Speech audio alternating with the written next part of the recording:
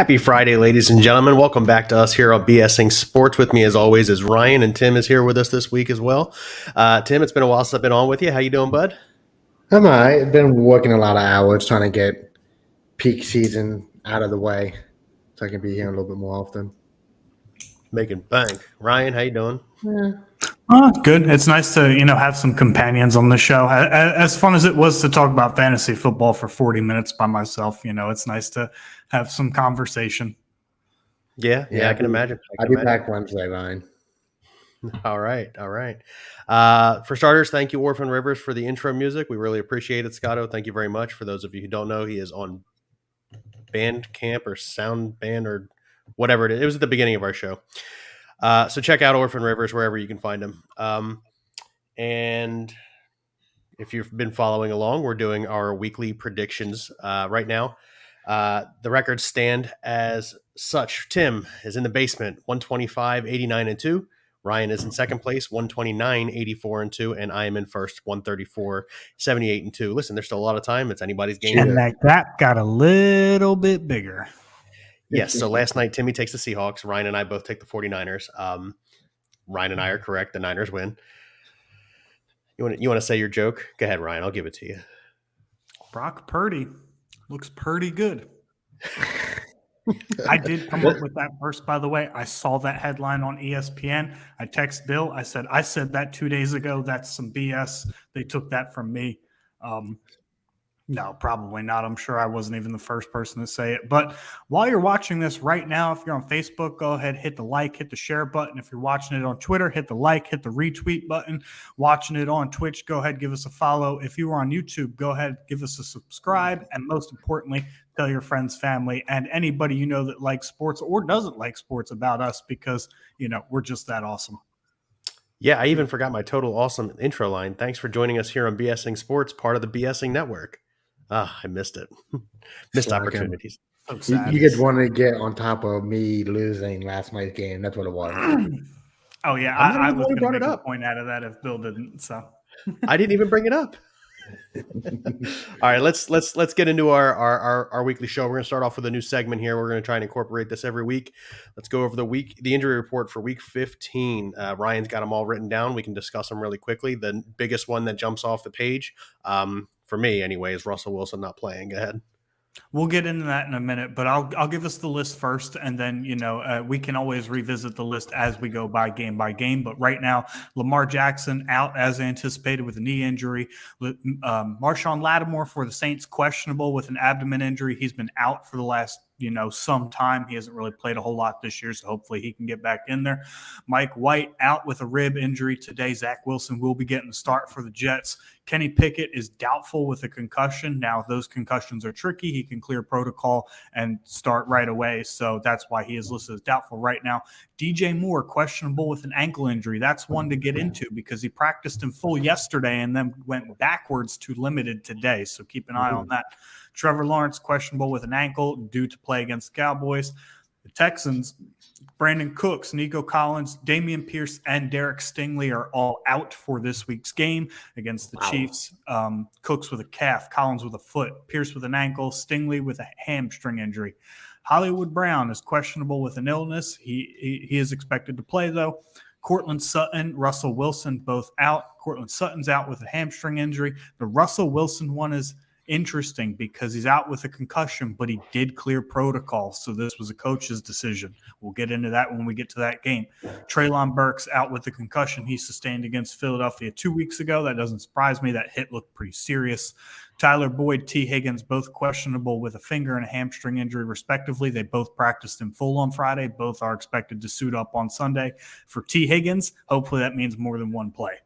Hayden Hurst is out with a calf injury for the Bengals, though. And the last injury of note on the slate is Chase Young is questionable with a knee injury. Are we going to finally see Chase Young out on the field in 2022? Ooh. So that is it for the injury report. Like I said, we can always go back and review specific injuries for specific games. Correct. I got a question. Do you got anything on Tyler Huntley? He's playing. Yeah, he's good to go. Good to go. Yeah. Not on the injury report. Good to go. Another interesting stat. The Eagles are one of 4 teams with an entirely clear injury report. Wow. They're 12-1. Look at that. Well, I mean, not to jump right to the Eagles like we usually do, but remember in the Doug Peterson days where we were constantly hurt and changed Yeah. medical leads, medical staffs 3 out of the 4 years Peterson was there, and we said on this show at some point you got to look at Doug Peterson and his practice regimen, and what do you know? They changed coaches, changed practice regimen, and voila, nobody's hurt in week 14. So through week 14. So. It's important. It's also important to note that every team has, other than the 49ers and Seahawks at this point, obviously, have finished their bye weeks, and they all have completed 13 games. So the records are right on cue where they need to be and how they are going to trail out for the rest of the year to finish. So let's do it. Let's just jump right in, right? Like I said already, Timmy lost the Seahawks 49ers pick because he said, and I quote, well, I won't quote, he said, F it. Give me the Seahawks. I just have a feeling. Well, that feeling was clearly indigestion or diarrhea because you were way wrong. It could have been exhausting. It could have been that. That was beautiful. That was beautiful. I love that one. I mean, the game ended up, the score was not indicative of how the game went, though. I mean, the 49ers at no point were ever in any sort of threat to lose that game. Yeah, no, they really weren't. All right, so you guys can see it on the screen here. I picked first last night, so Ryan, it'll be you. Colts 4-8-1 visiting the Vikings. Vikings 10-3, 47.5 is the over/under. Minnesota is favored by 4 points. Yeah, I'm taking the Vikings here. This one's pretty easy for me. I do think that they clear that spread as well. I think that they can win by a touchdown here. I don't know about that over-under, though. I don't know that they get there. The Colts' defense is sneaky good this year. I mean, most of their problems have come on the offensive side of the ball, whether it be at quarterback or, running back not being healthy, whatever the case may be. But I think the Colts have a sneaky defense. I think the Vikings should win. I think that they're the better team overall. But I think that this matchup is indicative of colliding styles. So I think that they don't reach the 47.5 points. Tim? So I'm also going to agree with Ryan. I'm going to take the Vikings. I think they're going to cover the 4.5 point spread. And I think they're going to go over the over-under too. I just think the Vikings have something to prove that they lost back-to-back weeks. One to the Lions and I don't remember who the other team was. That's how long it's been for me to be on this show. Yeah, give me the Vikings over cover. And Bill, I'd like to say I love your cup. I love the Grinch. I love it. You're a mean one. That was a gift from my, I believe, parents for Christmas. I opened my Christmas gifts already. Sorry, not sorry. Don't send them to me earlier if you want me to open them. You're such a kid. Oh, I know. Terrible. Well, I mean, what Mom doesn't know, but she probably does know, is that I've been opening them the last few years, seeing what's in them, and then resealing them, and then just taking pictures when I'm opening them on Christmas Day for Mom. Hi, Mom. You know what's real funny is I'm the exact opposite. I'm that dude that if I buy something for somebody, I have to tell them what I bought them. I don't care if anybody buys anything for me, but I am the worst at keeping secrets for gifts. That's why I do my Christmas shopping as late as humanly possible. I'm because other than that, if I do it now, I'm going to be like, hey, you want to know what I got you for Christmas? I did that. I got Allie something really nice for Christmas and then immediately gave it to her. Didn't wait. Whatever. I guess that's marriage. Yeah, little off topic there. Sorry, but it's a nice conversation, so I'm also going Vikings here. I believe they also cover the 4 point spread. Look, the Colts have played good teams well this year. They took the Eagles to within a final drive. They beat the Chiefs in Arrowhead. But then on the flip side, they lose. What's that? They got blown out by the Cowboys. See, that game was really weird. That was a 20-19 game going into the fourth quarter. That game is really weird. But yes, I was just about to point out, and there have been times where they've been blown out. So they're a weird team. Jeff Saturday seems like he's got the team kind of sort of in a better path than Frank Reich had them. I just don't think that they're good enough to compete with the Vikings, and Justin Jefferson is just a freak of nature. If he averages 117 yards the last 4 or 5 games of the year, he breaks Megatron's record. That's an intense stat there. He's averaging 107.4 yards a game right now, so he's close. But yeah, I'm going to go Vikings. I'm going to call last year. Yeah, say it again. Cooper Kupp record last year. You probably meant Cooper Kupp's record. No, He I meant owns- Megatron. I think he's going to catch Megatron. Okay. So he's going to take second on the list. Yeah, I'm sorry. Yeah, I didn't mean he was going to take the record. I meant he's going to catch Megatron. Yeah. So I think the Vikings cover. I got them winning somewhere between 7 and 9 points. And I'm going to stick with Ryan on this one. I just don't think the Colts have enough offensive power to keep up with the Vikings. And as such, the Vikings don't feel the need to score a ton of points. 47.5 is a pretty big spread for one offense that doesn't score and another offense that does. So I'm going to go under as well. Next, we've got the Baltimore Ravens without Lamar Jackson visiting the now Deshaun Watson-led Cleveland Browns. Tim, fire away, buddy. Oh, I'm sorry. Over under is 38. Cleveland is favored by 3 points. This is tough for me.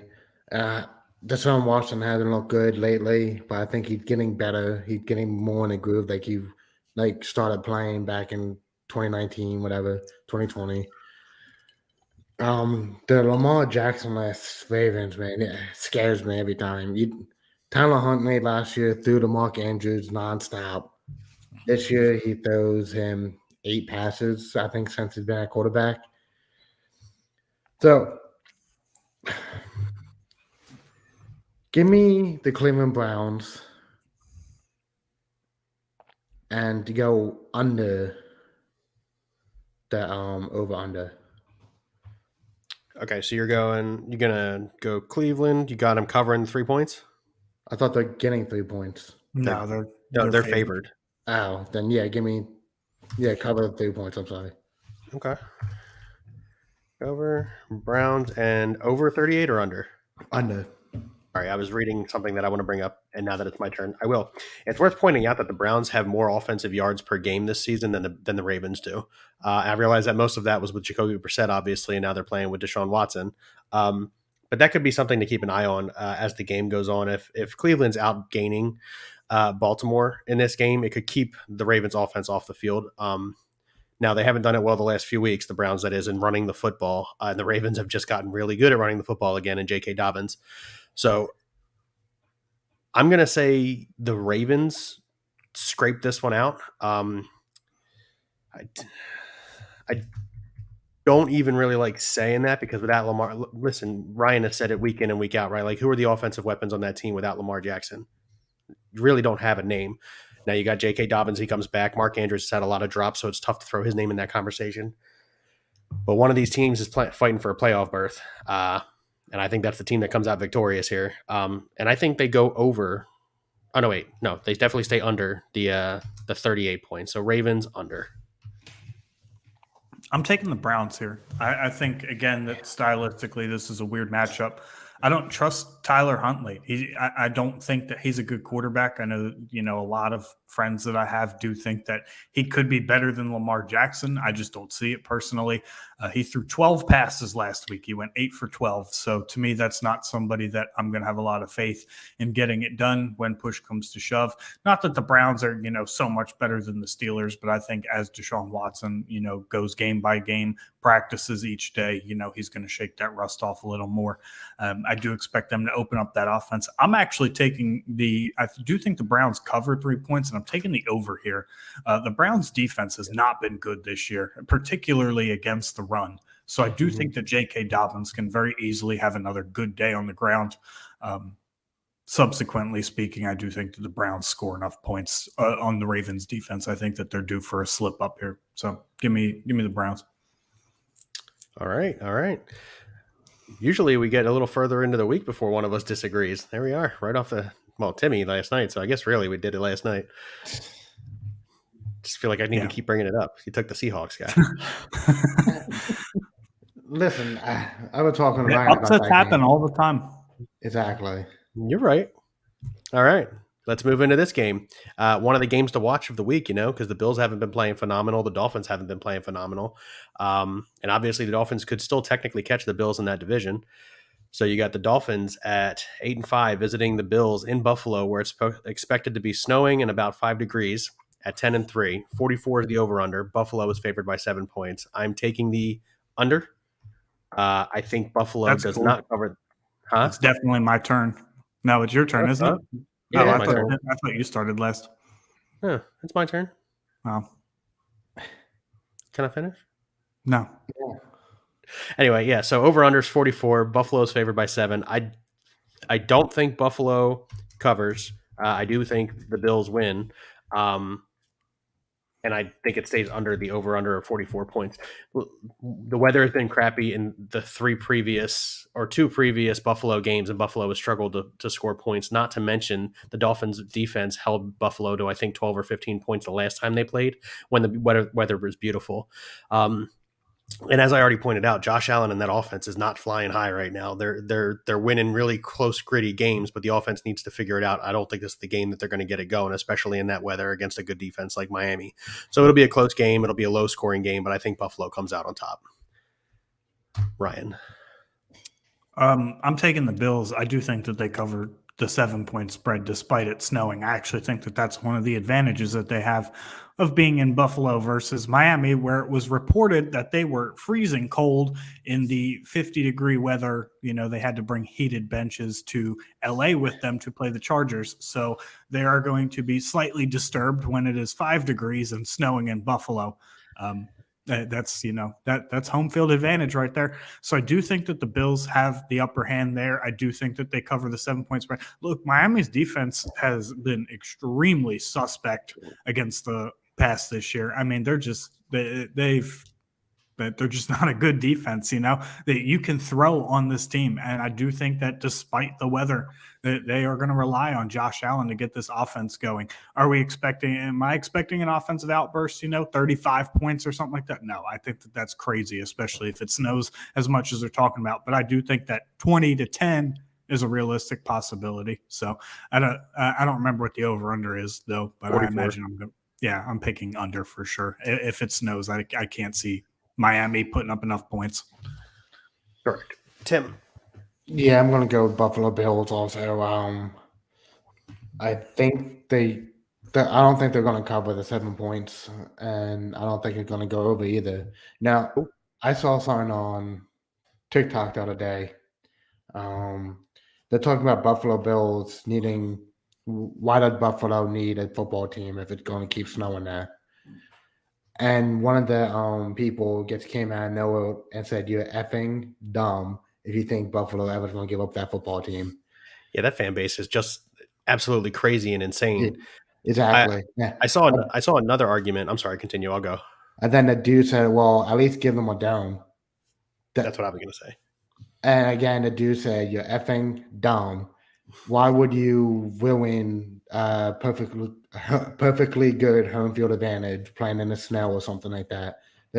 He said Pittsburgh don't have a dome. The Philadelphia Eagles don't have a dome, but you don't complain when it rains there or snows there. Lambeau, New England, none of them have domes. Exactly. Yeah, so, people get that. It was a Miami's fan at that. And to the argument of that, I do understand. Let me get this out there. I don't think that you should have to get a dome just because it's snowy. Like, fine, whatever. That's that team's right to essentially forfeit the ability to host a Super Bowl because they don't put Super Bowls in areas where it could potentially snow. I think the upside to that is, don't mess with Bills Mafia. Like, if they don't have to. And I did see something on Twitter today that was kind of interesting. I did not verify how true this was. Turf fields are going to be banned. Yeah, I don't know how soon. They're, like I said, I didn't verify any sources on that, but I think that would be better. I can help out with that. I did verify sources, and they're looking by the start of the 2024 season, there won't be any more turf. Yeah, it would be insane to expect it next year. Teams would just be tearing up their fields in the offseason. But yeah, leave it as is, dude. You know what? Them snow games are fun. They really are. Yeah, definitely. Now, Ali brought up a great point. And you're right. And this, I was going to leave it, but Ali says Miami should definitely have a dome, which she's personally experienced. She went to a concert there. There was a hurricane going on. It got rained out. Hurricane weather is not fun at Hard Rock Stadium. So just as much as Miami fans want to complain that it's going to be snowing in Buffalo, it could absolutely be flipped the other direction, and there could be a monsoon going on in southern Florida. Even the heat. and they don't have a dome. Or yeah, actually, Tim, that's a good point. Let's bring up the fact that we all saw the photo of the Miami away sideline, being 120 degrees that one game, and then Miami sideline being 80, where the engineers who constructed the field conveniently and to the direction of the Dolphins placed the sun directly pointing at the away bench. Like it was made like that on purpose. So, Yeah, so the arguments can be made anyway. Yep, exactly. Any team has home. That's why they call it home field advantage. Like there's an advantage to being in your own field. People just want to complain about something just to complain about it. Yeah, they feel like the underdog already, and they're looking for excuses of why they might not win. Yep, basically. Ryan gets to start with our favorite topic. We got the Birds and the Bears. Eagles 12-1, Bears 3-10. 48.5 is the over-under. I got to imagine they think most of that's coming from Philly. And Philly is favored by 9 points. Yeah. When this opened up earlier in the week, sorry. What's up? When this opened up earlier in the week, it was 10 points. So it came down a point. Yeah, I mean, that's because, of what I say on this show all the time, double-digit point spreads are kind of sucker bets. You have things like garbage time points and all kinds of stuff that goes into that. However, I do think that the Eagles win. I know that that's a shocker. I don't think that they cover 9 points, though. I think I'm very, very curious to see how the Eagles play against a very, very run-heavy offense. First of all, the Bears lead the league in rushing attempts per game, slightly ahead of the Eagles by 2 rushes per game. And they haven't experienced a quarterback like Justin Fields yet this year, where he is a run-first guy. They don't have the weapons on the outside. Chase Claypool's not healthy.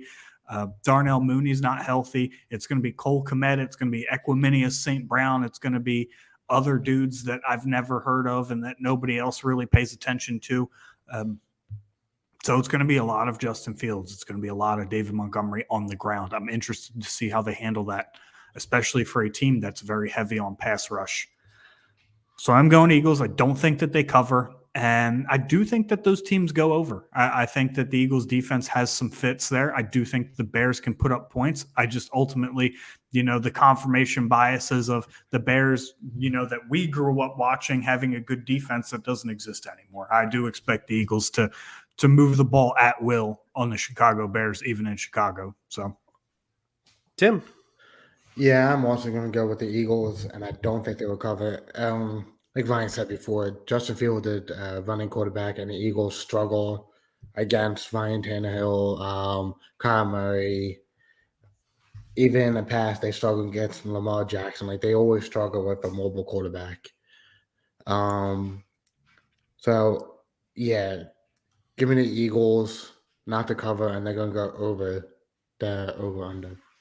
Yeah, just so you guys know, we're given the cover or not cover for betting, the over/under for betting. But next year when we do this in our little bracket, I think we need to start making those count for some points.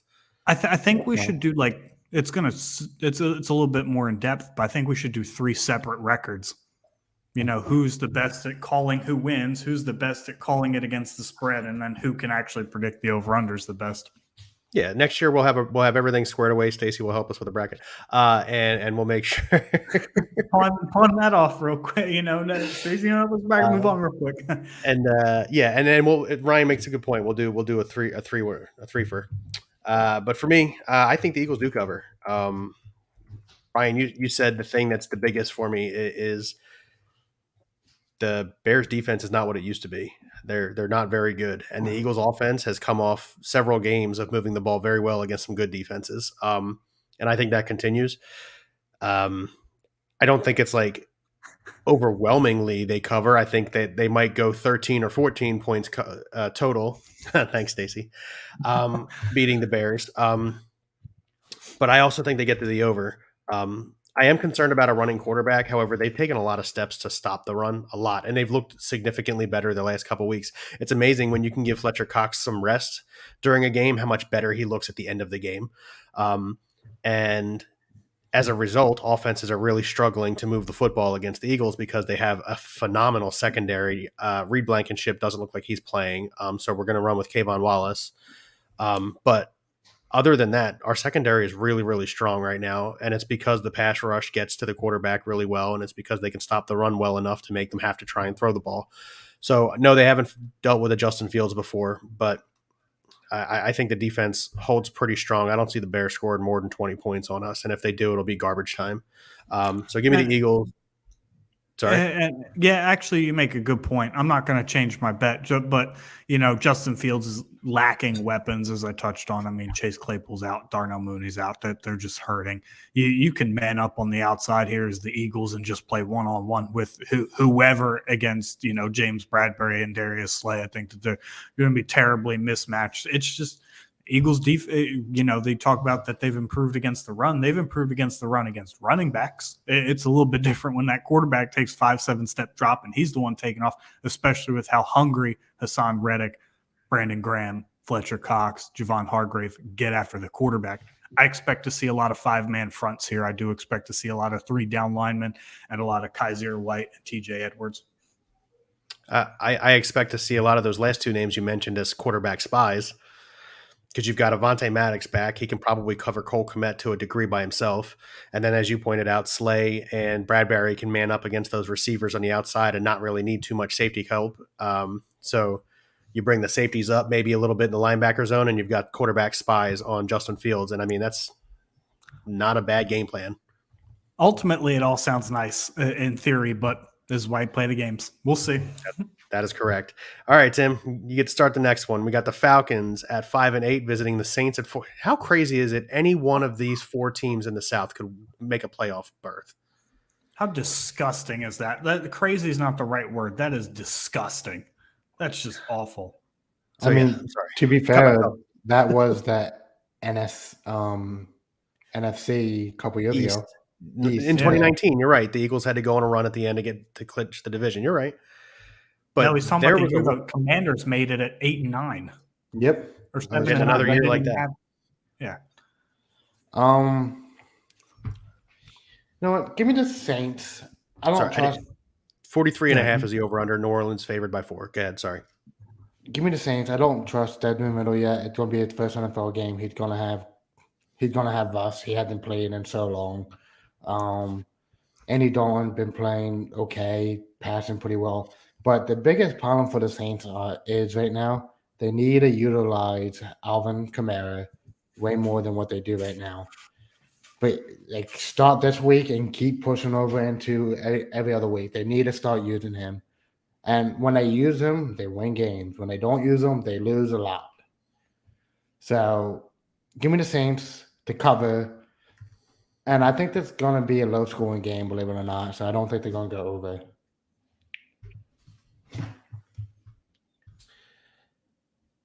I'm going Saints here. The biggest thing Timmy said that I 1,000% agree with is I wasn't a huge fan of Desmond Ridder coming out of college. And usually when I say that type of thing, it pans out to be correct, and they're not really an NFL-ready quarterback. And I don't know that throwing Desmond Ridder in his rookie season is the best way to find out whether he's an NFL-ready quarterback. Obviously, the Falcons are in a unique position. They lose a few more games. They get one of those top 4 picks. One of those 4 main quarterbacks are dropping to you. You draft a quarterback. I get it. But I'm going Saints. I do think they cover because 4 points isn't really that much. And the Falcons still run the ball really well. And the unknown factor of Desmond Ridder could really make kind of a hitch in the game plan. The Saints aren't good. Chris Olave is really good. I'm going to say under 2. Defense isn't terrible, believe it or not. Even with Lattimore out, they've been playing well enough for them to win games, but that offense gets turned the ball over so much. Yeah, I'm looking at like a 20-17 game, 17-14 game. That's where my head is telling me. So I'm going to stick with the under as well. So yeah, I got the Saints to cover. Oh, no, I guess I don't. Based on what I just said, no, I don't. Saints do not cover, and they stay under. I'm also picking the Saints, so we got the trifecta here. I do think that Andy Dalton's played, better than most people will give him credit for, given the circumstances. I know he's had Chris Olave missing for a few games. The game plan doesn't necessarily involve Alvin Kamara, so that's a whole other topic that Tim hit the nail right on the head with. And I think that their defense has played serviceable enough to win this game. I I don't like Desmond Ridder. I didn't like Desmond Ridder coming out of college. The fact that he has not started yet tells me either A, the Falcons really thought they were in it for the South, or B, this says a lot about what they think of Desmond Ridder in practice. I know he looked pretty good in the preseason, but that's the preseason, and I don't know how he was looking in practice for them to wait until their bye week on the last week of the bye weeks are eligible to start him. To me, that speaks volumes, and I am a little concerned for Desmond Ridder and the Falcons. So unfortunately, as an Eagles fan, I do think that the Saints pull this out. However, I do think that there's some scoring in this game. I think that this game's going to surprise. I think that they go over here, and I think that the Saints cover. All right. Marcus Mariota did not handle that situation good. Oh, yeah, let's talk about that real fast. So Marcus Mariota finds out on a Thursday, their bye week, that he is not going to be the starting quarterback. Friday, it comes out that Marcus Mariota is going to be put on IR with a knee injury and that his season is done, and that apparently he left the team. He walked right out of the facility on Friday morning. Packed the thing to the left. I mean, he was only there for 1 year. They put him in IR at the end of the season. They don't make the playoffs. He's not a Falcon anymore. Yeah, he may not have handled it well. He opt out in his contract anyway, so he may not have handled it well, but why sit around for a team you're not coming back to? I guess so. Because it speaks volumes to the other teams around the league, and now he can kiss any job goodbye. Yeah, basically. It's a good point. It's a real good point. I mean, he's been in the league a long time, and that's the first time we've heard of like an insubordination situation like that. And we don't know what happened behind closed doors. For all we know, it wasn't a nice conversation with Marcus Mariota, and he reacted the way he did. Well, we know it was a performance-based benching because that's what the coaches came out and said to the media. But I can't imagine that they told him that he effing sucks to his face. It was probably handled professionally, and Mariota just didn't like to hear it. Like, let's be honest, Mariota was not playing good. He wasn't. He was playing good enough to be an NFL backup. And then when you're playing good enough to be an NFL backup, you've already been kind of abandoned for the last couple of years sitting behind Derek Carr in Vegas. And then you go out and you optically create this situation that looks like what it is now. No other teams are going to call you in the offseason. Yeah. His career's almost over pretty much. I would be shocked if a team called him. It's a good point. You right. Lions at 6-7, hungry for a playoff berth. Visiting the Jets at 7-6, hungry for a playoff berth. So glad I don't have to pick this game first. Yeah, 44.5 is the over-under. The Jets are favored by 1.5. Zach Wilson is starting, and because Zach Wilson is starting, I'm taking the Lions here. And I'm going over because I still think the Lions score a ton of points and the Jets have to chase them down the way. Look, Ryan and I talked about it on our recap show the other day. Is Dan Campbell and Jared Goff are not the problems. The offense is not the problem in Detroit. And if they can find a way to play just good enough defense down the stretch here, they have a chance at a playoff berth. And I mean, that would be awesome. And as for the Jets, Mike White looked like your best chance to be in the playoffs. And he's out. And I know Zach Wilson is a first-round pick, a second overall pick, whatever he was. But he already lost the locker room.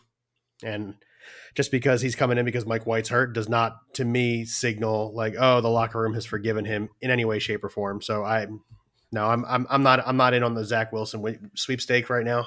So I'm taking the Lions on the over. I'm actually going to disagree with your reasoning there because last week Zach Wilson was a healthy scratch. So the fact that before Mike White was ruled out for this game, they had decided to make Joe Flacco the healthy scratch for this upcoming game, which obviously now he's not, but they were already committing to Zach Wilson being the backup, tells me that, maybe the tide was turning as far as his behavior in the locker room goes. I'm taking the Jets here. I think that this is a real bad matchup for the Lions because what if the Jets won their football games with running the football pretty well and playing really good defense. This is the best defense the Lions have faced in some time. And conversely, on the other side, whatever on the other side, Detroit just doesn't play good defense. They're not consistent. They're actually no longer the worst defense in the NFL, according to yards, though. That would belong to Minnesota. So congratulations to Detroit. You've played just well enough to finally not be the worst team in the NFL defensively from a yards per game perspective. But yeah, I'm taking the Jets. I do think that Zach Wilson plays well enough. I'm thinking that this is a wake-up call for him. I'm thinking that the coaches probably would have kept him as a scratch or the backup for this game if they did not have the confidence that he could go out there and win him a game. And I'm going to ride with that. I do think that the Jets defense is going to cause the Lions problems. So I'm taking the Jets. I do think that they cover that 1.5 point spread, but I don't think it goes over. I think that the Jets offense is just competent enough while their defense really shuts down the Lions. Tim. I like both of your sides so much. I bet you he was sitting there listening like, ooh, that's a good point. Ooh, that's a good point. Well, I really was. I was so happy I got to pick this game third. But I'm going to have to agree with Ryan on this side. I think Zach Wilson. Of course, you're going to agree with your wife. Well, you know what? Hey, Bill, that's good for you. Chalk this game up as a loss now. But that's true. I think Zach Wilson getting benched 2 weeks ago, or 3 weeks ago, really set something on fire in him. And like he played the good boy, and yeah, I'm going to be a good teammate now. I'm going to help Mike White get a little bit better. And now it's his turn to shine, and I think he is. I think he's going to go off. I think they're going to cover the 1.5 point spread, and I think this game will go over. I think the Lions' offense gets a little bit too explosive with Jameson Williams coming back. DJ Chalk is playing pretty well. Judge Reynolds playing pretty well. I'm going to say Brown is really good for no reason. I think there's a reason he's pretty good. Fair enough. But, yeah, give me the Jets. You named a lot of Lions that are playing really well to turn around and take the Jets, throwing that little fact out there. Oh, this is coming from you who said that both teams were going to win. What was that, last week? Yeah, with the Bucks and the Niners, you literally said both teams were going to win. So, yeah. I think the Jets defense will hold off the Lions eventually down in a stretch.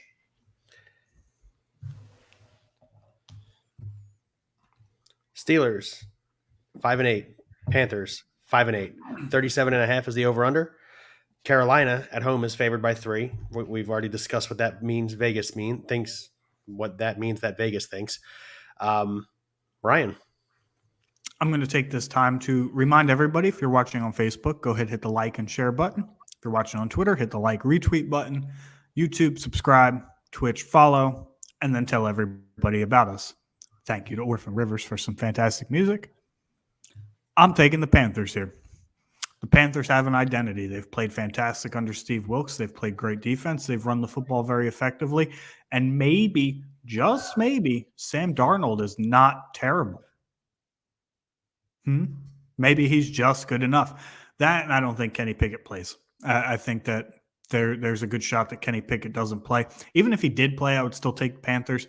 But I don't think that he plays, and I'm not putting any sort of faith in Mitch Trubisky, in Mason Rudolph. I don't know who they've named the starter. I don't know if they've named a starter, but Mason Rudolph actually made it a point during his presser to come out and say he took half the first team reps. So it was funny. A lot of the media was, saying, according to Mason Rudolph, he took half the first team reps today. Yeah, that is funny. You got him going over 37.5? I do. I do. I don't think that either defense really scares me enough to keep them under 37.5. So I do think that they barely clear that number, and I do think that the Panthers covered. All right. Normally it would be Tim's turn, but since he's – oh, no, wait, here he is. He's no longer MIA. Tim, Steelers, Panthers. Sorry about that.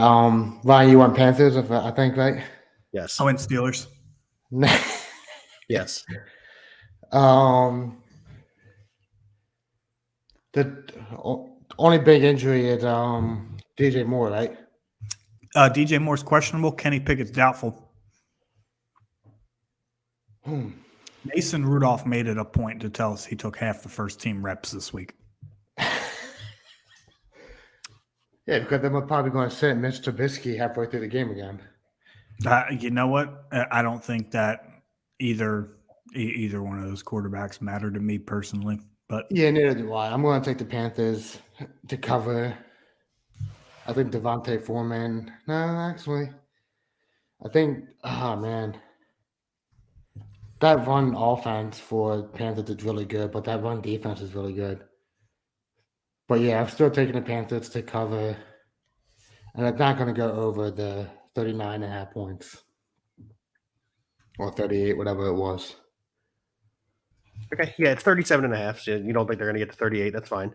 I'm also going Panthers. I think they do cover the 3-point spread. The big thing here is, as Ryan alluded to it already talked about it, Kenny Pickett's not playing.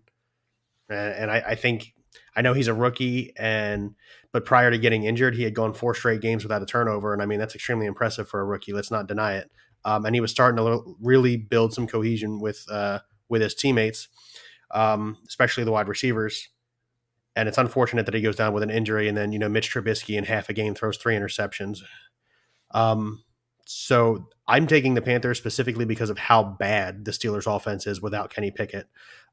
Regardless of how good their defense is, regardless of how well the Panthers run the football, again, I'm taking the Panthers because of how bad the Steelers' offense is without their starting quarterback. I think they go over the 37.5 as well.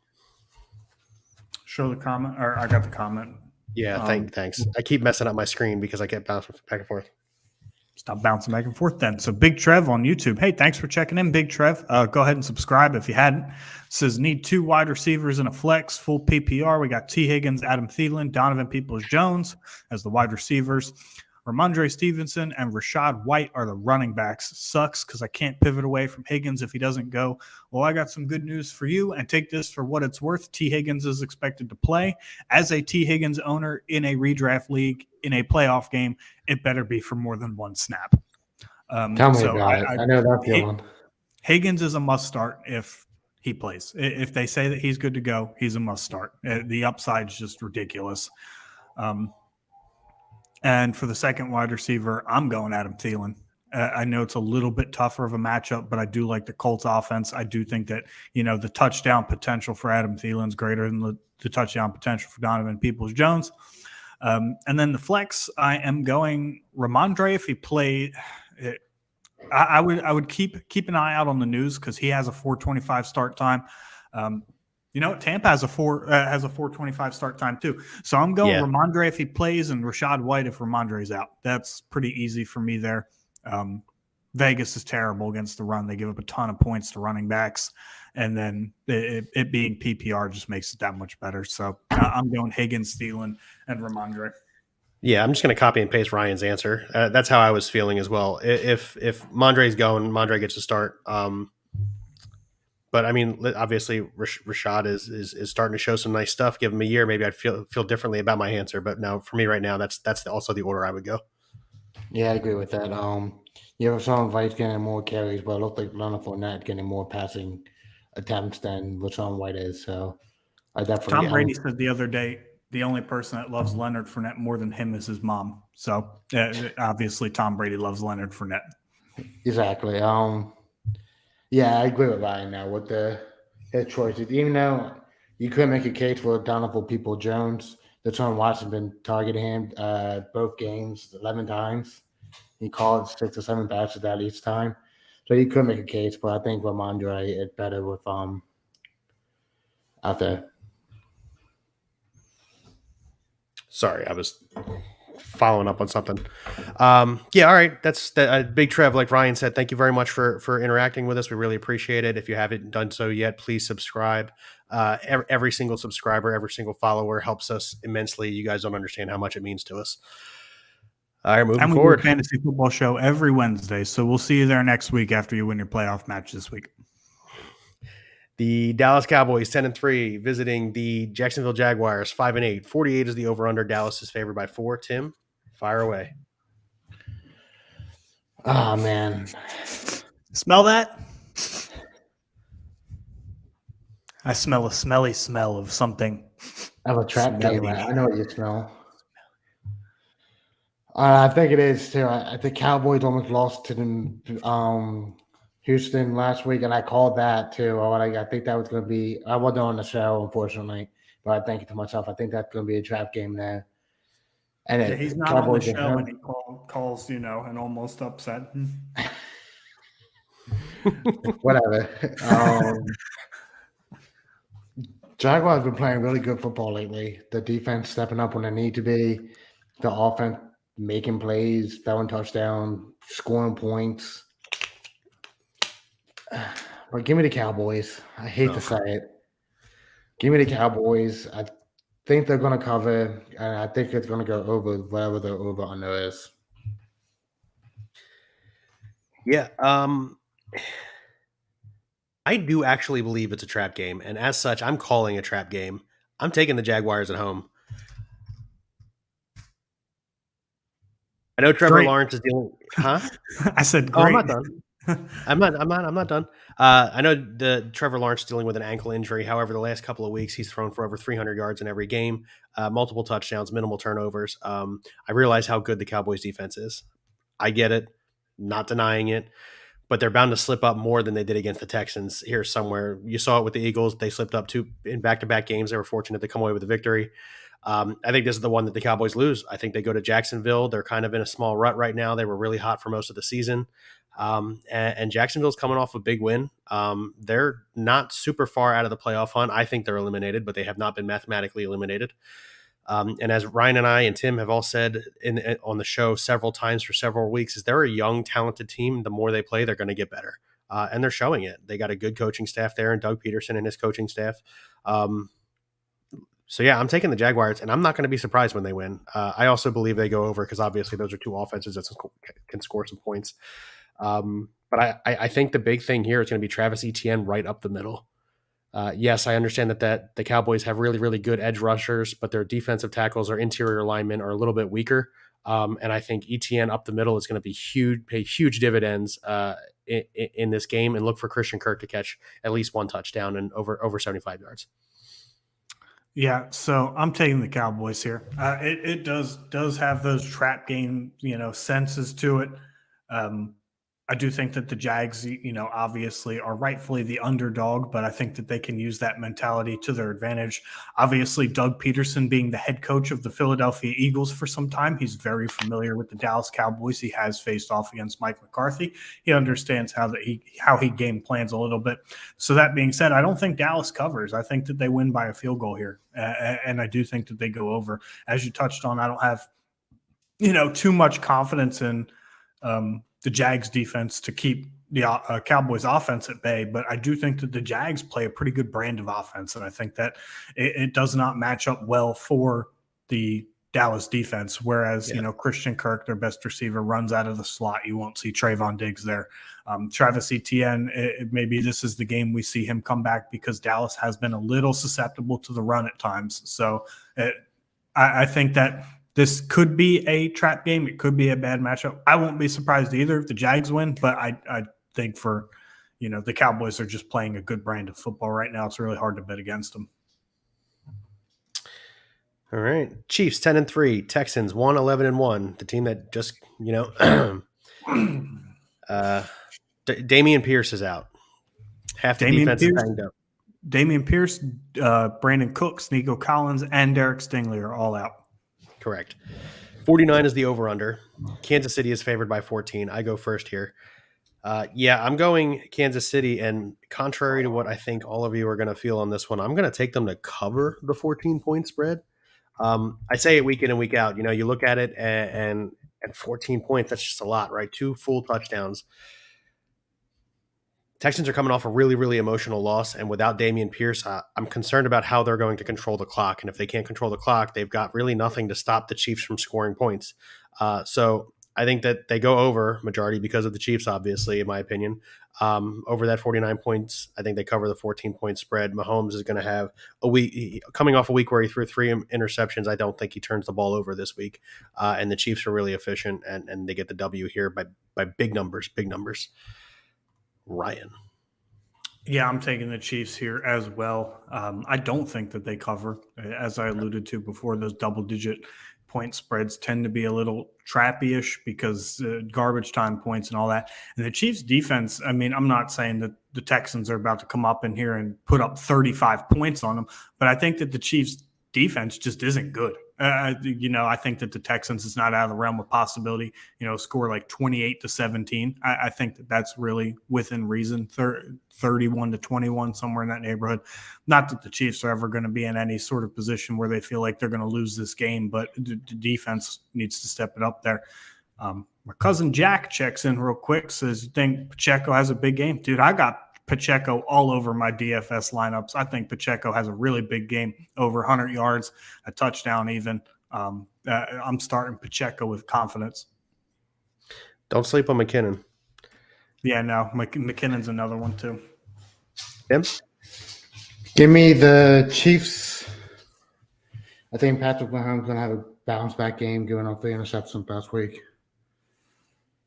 I think they're going to cover and go over. All right. Awesome analysis. He's bouncing back and forth doing something clearly. So that's fine. It's fine. The dog is going crazy. I gotcha.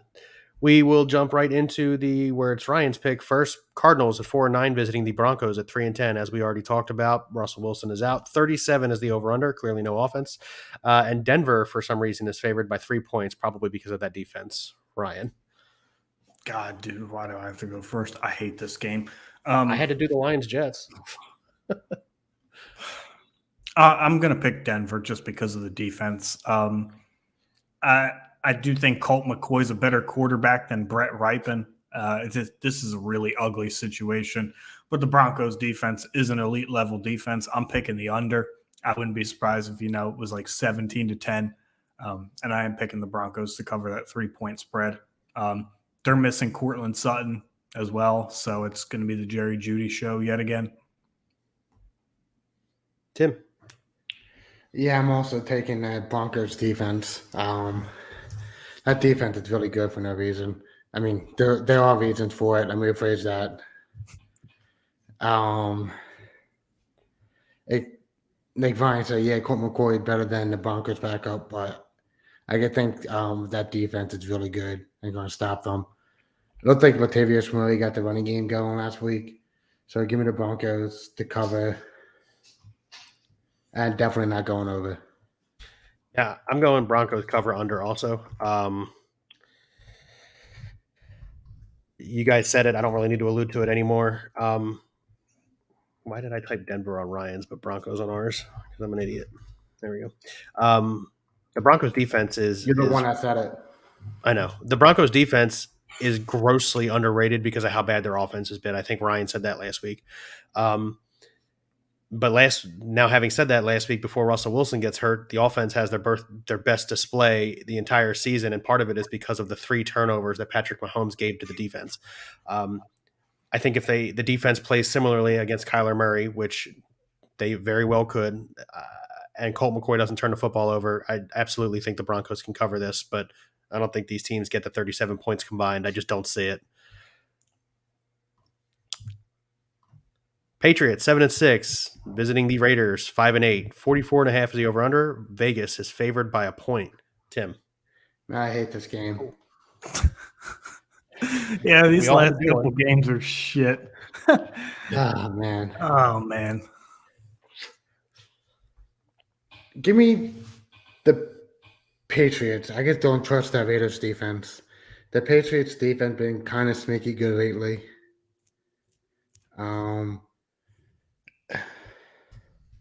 What was that over on the bill? I'm sorry. 44.5. I think they're going to go over. I think it's going to be a high-scoring game. I could think the defense for the Patriots come up with a turnover at the end of the game or something like that. Yeah. I don't even like that I'm about to say what I'm about to say. I'm taking the Raiders here.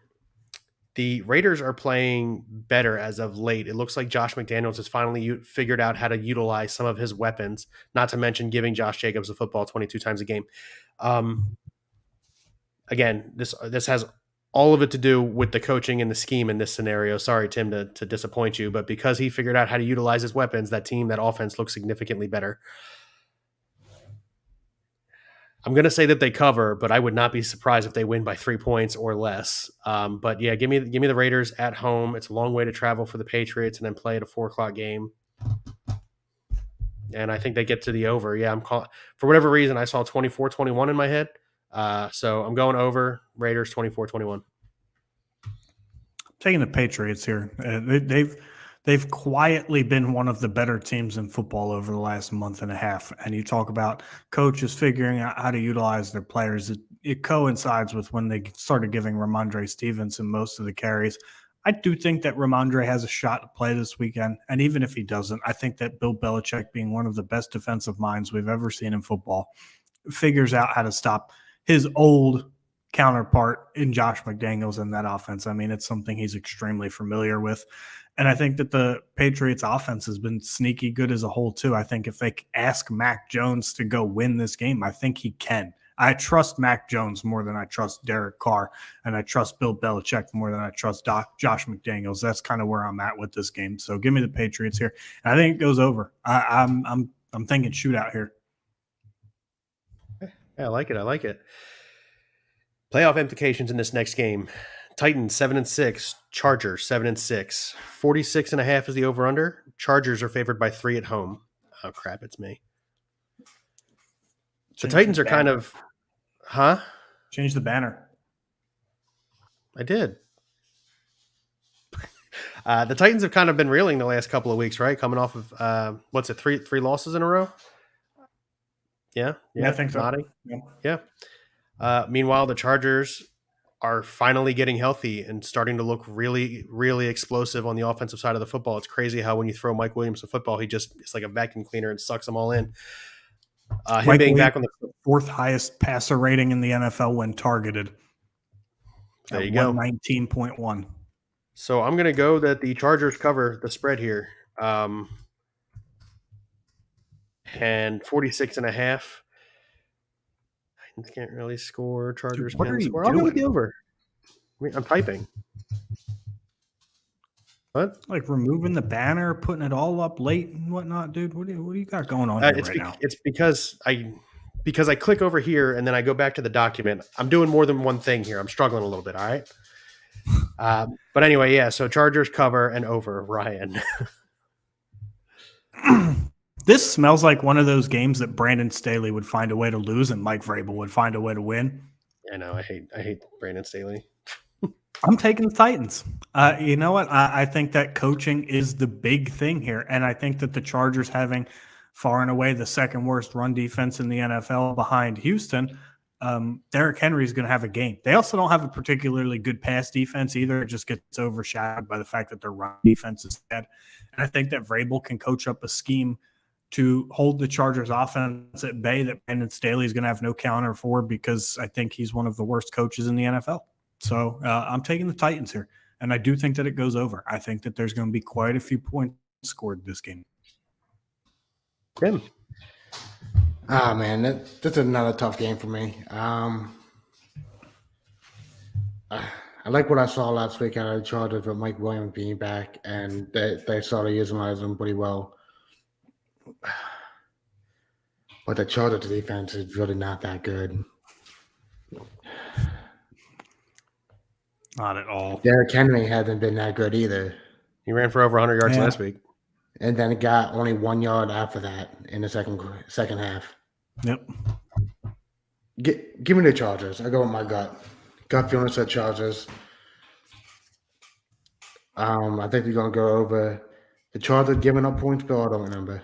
Yeah, Chargers. They're favored by 3. I think they cover that too. I think they win by 7. There's been quite a few games on this slate where Vegas is telling us it'd be even on a neutral field. There's been quite a few 3-point spreads in favor of the home team. Or less, and for that matter, 1.5 points, 1 point. Yeah, you're right. I know when I checked earlier in the week, a couple of these lines opened up even. So 425. No. 425, Bengals 9-4, Buccaneers 6-7, 44 is the over/under. Cincinnati is favored on the road in Tampa by 3.5 points. Ryan, it's your go. I'm picking the Bengals. I think that, I do think T. Higgins plays at least multiple snaps this game, whether that be, 90% or 2%, or I think that he plays a lot more than one snap.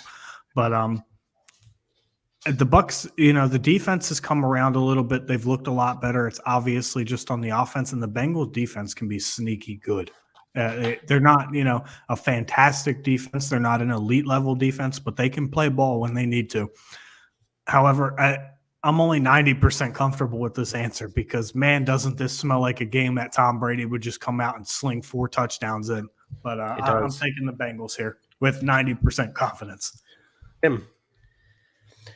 Yeah, I'm tired of picking. I'm sorry. Ryan, over? Cover and over. Yeah, Tim.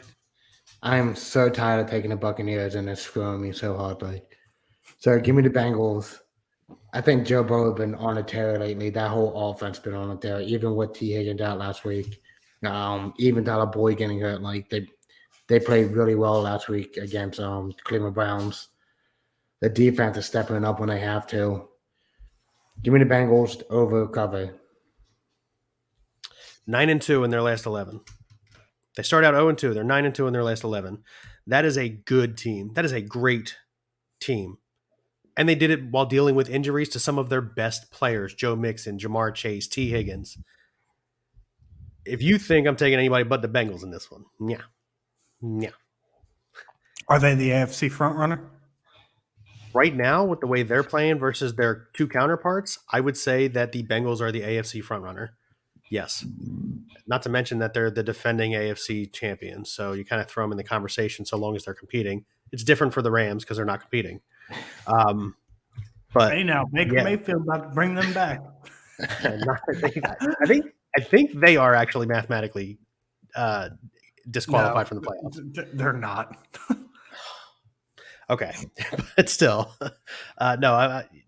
seriously, 9-2 in their last 11 games really stands out to me, especially considering what I already said. They did it without their best players always on the field. Yes, Tom Brady, this is definitely one of those games where all three of us are going to get it wrong, but at least all three of us will get it wrong, where Tom Brady slings it for 4 touchdowns. But I just don't see it happening. Not in this game, not in this week, not in this league. Bengals, and they cover the over. Yeah, no, Bengals are just too hot to bet against right now. Timmy. Exactly. Giants, 7-5-1. Commies, 7-5-1. 40.5 is the over-under. Washington is favored at home by 4.5. Playoff implications. Winner is in. Not permanently, but they get back in the bracket. Tim. I mean, technically, the Commanders are already in the bracket. Well, that's why I think both teams are technically the 6 and 7 seed. I think you are right. Seattle just lost. Yep. Oh, man. And as a reminder, Tim picked them. Huh? What? I didn't hear you. I said, and as a reminder, Tim picked them. How are they both in? Oh, my goodness. Gosh. Give me the Commanders. I think that offense is playing better than a Giants offense. I think the defense is stepping really up. If Chase comes back and play, he's going to be on them in the snap count, I think, but he's still going to have a big effect in that backfield against Daniel Jones and Saquon Barkley. So, yeah, give me the Commanders to cover. And I think they're going to go over, actually.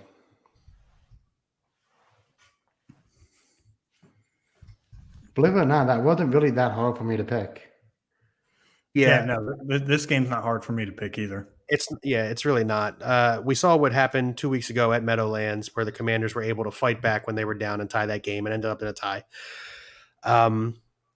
So now you bring them home. The Commanders get to be the home team. They're coming off a bye. The Giants just got thumped by the Eagles. I'm definitely going Commanders. I also believe that they cover. I think they win by at least 7 points here.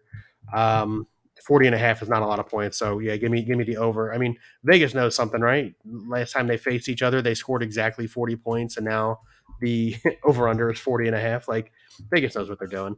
But yeah, so give me the Commanders to cover and go over. Ryan? I'm taking the Commanders. I don't think that they cover. I think this is a close game. but I am taking the over. There's one team in this game right here that's going like this. They're 6-1-1 in their last 8. Then there's another team that's going like this. They're not 6-1-1 in their last 8. They started out, I believe, 6-1, and they've won 1 game since then. So this is really not hard for me to pick. It's 2 teams, like one of them's going like this, the other one's going like that. So I'm taking the team that's going like this. Give me the Commanders here. I got you. Yeah, let's round out the week with Monday Night Football, right? You got an absolutely wonderful skippable game.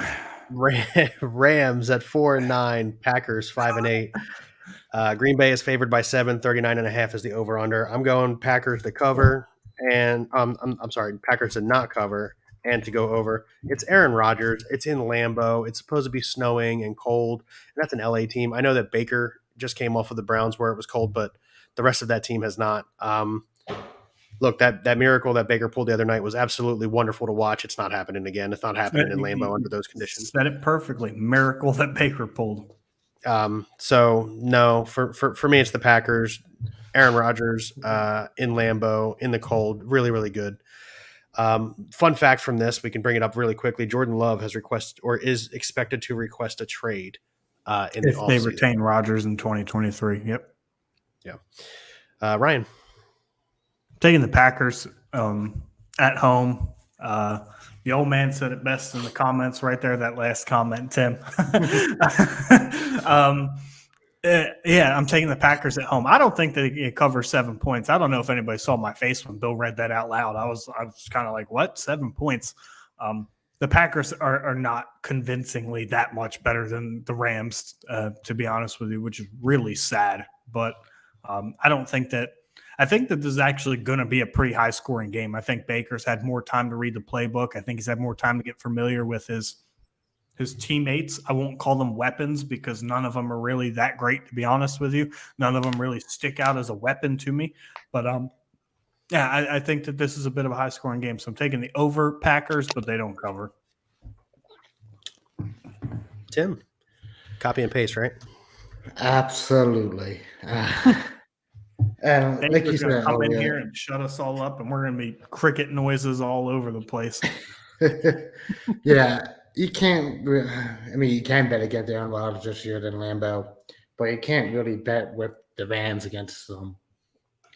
No Cooper Kupp, no Matt Stafford, no Allen Robinson, anybody. No, they won with backups against a bad defense. What do you expect to happen?